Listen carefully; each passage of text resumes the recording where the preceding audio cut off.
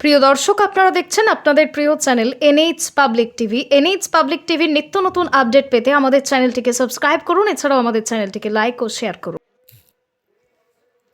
হাওড়া তারকেশ্বর লাইনের হরিপাল স্টেশনের পাশে দোকান ও অটোরিকশা স্ট্যান্ড উচ্ছেদ করতে গিয়ে স্থানীয়দের বাধার মুখে পড়ল রেল অফিসাররা। এর আগে হাওড়া রেল স্টেশন সহ বাংলার বিভিন্ন রেল স্টেশনে হকার উচ্ছেদ অভিযান চালায় রেল কর্তৃপক্ষ, যার জেরে বিভিন্ন জায়গায় চলেছে প্রতিবাদ বিক্ষোভ। কম বেশি 10 লক্ষ হকারদের রুটি রুজির বন্ধের মুখে পড়তে হবে বলে প্রতিবাদে গর্জে উঠেছে বিভিন্ন গণসংগঠন। এবার রেল লাইনের পাশে বসে থাকা ব্যবসায়ীদের দোকান উচ্ছেদের বিরুদ্ধে প্রতিবাদে নামেন রাজ্যের মন্ত্রী তথা সিঙ্গুর বিধানসভার বিধায়ক বেচারাম মান্না ও হরিপালের বিধায়ক করবী মান্না। দীর্ঘ 50 বছর ধরে এই জায়গায় ব্যবসা করে আসছে বহু সাধারণ ক্ষুদ্র ব্যবসায়ী।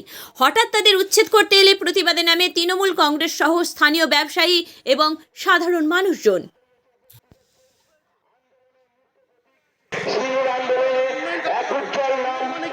পশ্চিমবঙ্গ সরকারের সম্মানীয় মন্ত্রী হরিপালের সুখ দুঃখের সাথী মাননীয় বেচারাম মান্না মহাশয় কিছুক্ষণের মধ্যে আমাদের হরিপালের মানুষের সুখের দুঃখকে আজই অসহায় অবস্থায়।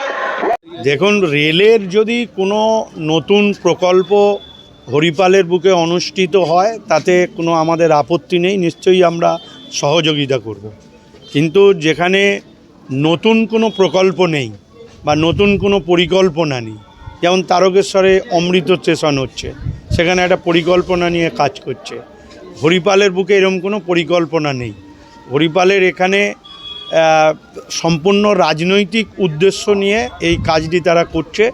তার কারণ হরিপালে তারা বিজেপি পায়ের নিচে মাটি পাচ্ছে না বলে তাদের সাংগঠনিক সভাপতি পুরসুরান এমএলএ তার প্যাডেতে লিখিতভাবে বিভিন্ন জায়গায় জানিয়ে এইরকম রাজনৈতিক স্বার্থ চরিচিত্র করবার চেষ্টা করছে। কি বার্তা দিতে চায়? সেই জন্য আমাদের বার্তা যে পুনর্বাসন দিয়ে তারা করুক, আলোচনা করে করুক, নিশ্চয়ই আমরা সমর্থন করব। এবং আজকে অটো, টোটো, বাস সবাই আজকে ধর্মঘট ডেকেছে। নিশ্চিতভাবে সব মানুষ তো প্রতিবাদ করবেই, যেখানে একটা রুজি রোজগারের প্রশ্ন রয়েছে।